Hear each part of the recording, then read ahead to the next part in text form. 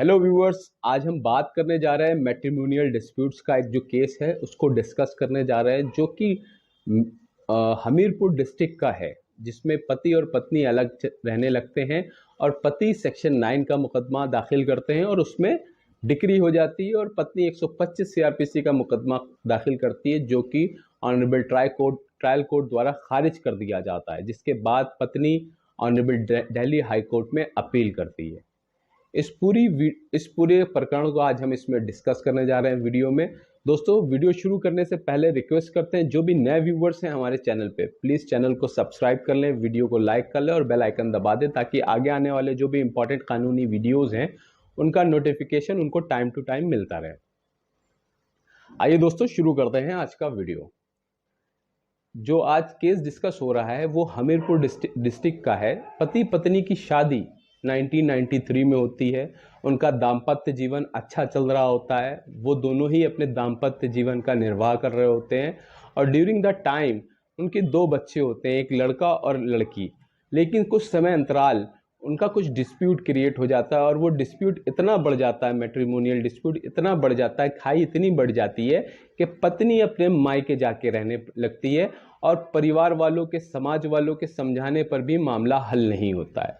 अब ऐसी स्थिति में पत्नी 2009 में 125 सीआरपीसी के तहत भरण पोषण का मुकदमा दाखिल करती है और इधर पति सेक्शन 9 हिंदू मैरिज एक्ट के तहत विदाई का मुकदमा दाखिल करता है।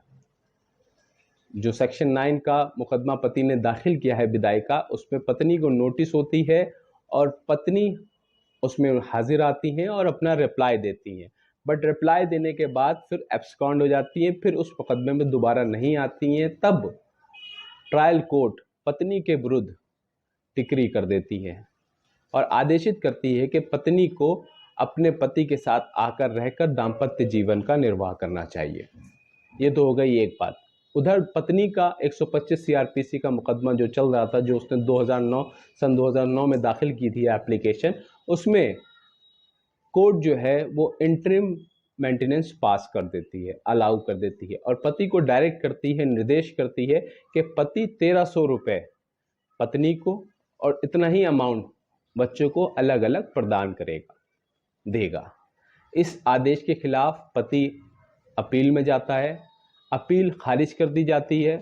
हाई कोर्ट ये कहते हैं कि नहीं, पति जो ट्रायल कोर्ट ने ऑर्डर किया है वो बिल्कुल उचित है और पति को, हस्बैंड को वो अमाउंट पे करना है। उसके बाद जब इंटरिम मेंटेनेंस पति देने लगता है, फिर एविडेंस स्टार्ट हो जाते हैं 125 सीआरपीसी में। जो उसका प्रोसीजर है 125 सीआरपीसी का, इंटरिम एप्लीकेशन अलाउ होने के बाद भी उसका मुकदमा चलता रहेगा और उसके एविडेंस होंगे। पत्नी अपने एविडेंस कराती है, पति अपना एविडेंस कराता है।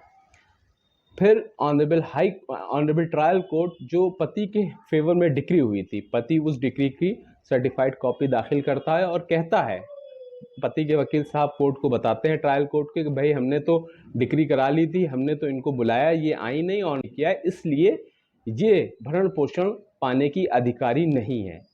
इसी पॉइंट को मद्देनजर रखते हुए ऑनरेबल ट्रायल कोर्ट पत्नी की 125 सीआरपीसी भरण पोषण की एप्लीकेशन को खारिज कर देते हैं। पत्नी की भरण पोषण की एप्लीकेशन को खारिज कर देती है trial court on the basis of decree section 9 Hindu marriage act के तहत। तब पत्नी के पास सिर्फ एक ही ऑप्शन बचता है पत्नी ऑनरेबल दिल्ली हाई कोर्ट में अपील करती है। जब पत्नी ऑनरेबल दिल्ली हाई कोर्ट में अपील करती है तो ऑनरेबल कोर्ट सारे फैक्ट्स को देखती है और ऑनरेबल कोर्ट ऑर्डर में मेंशन करते हैं कि किस तरह से पत्नी को मिलना चाहिए, जो गुजारा भत्ता है, जो मेंटेनेंस है, वो किस तरह से मिलना चाहिए। 125 सीआरपीसी में प्रावधान है, प्रोविजंस हैं कि पत्नी को पति से भरण पोषण लेने का पूरा अधिकार है। लेकिन वहीं 125 सीआरपीसी के सब सेक्शन 4 में ये कहा गया है कि यदि पत्नी एडल्ट्री में है या फिर वो अपनी सहमति से अलग रह रही है या म्यूचुअल कंसेंट से अलग रह रही है, तो ऐसी स्थिति में पत्नी भरण पोषण पाने की अधिकारी नहीं है। और वहीं 125 सीआरपीसी के सब सेक्शन 5 में बताया गया है, प्रावधान है, प्रोविजन है कि यदि अगर कोई ऐसा ऑर्डर पास हो जाता है, इंटरिम या फाइनल ऑर्डर हो जाता है पति के विरुद्ध, लेकिन पत्नी अडल्टरी में है या म्यूचुअल कंसेंट से अलग रह रही है या अपनी खुद की सहमति से अलग रह रही है, तो ऐसी स्थिति में जो 125 सीआरपीसी का भरण पोषण का ऑर्डर हुआ होगा वो भी कैंसिल कर देगी court. Honourable Delhi high court ये सारे पॉइंट मेंशन करती है। फिर honourable Delhi high court section 9 Hindu marriage act के बारे में उसको डिक्लेयर करती हैं कि जो सेक्शन 9 है वो विदाई का मुकदमा है।